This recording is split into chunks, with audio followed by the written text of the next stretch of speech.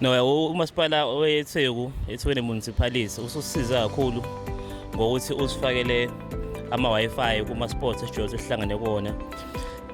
For example nje yangisiza kakhulu because there are times whereby ungabi nayo access ye-internet because mhlawumbe idatha awunalo yabo as abantu abajob huntayo.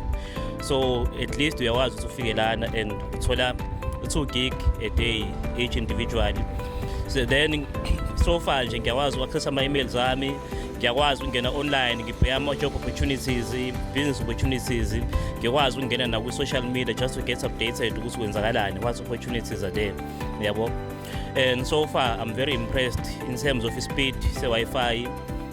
Uyakwazi ukungena even kuma-websites that have heavy content because it allows you ukuthi ungene even to website yamasipala ukwazi ukuthi uboya ama-post khona kuningi yabo.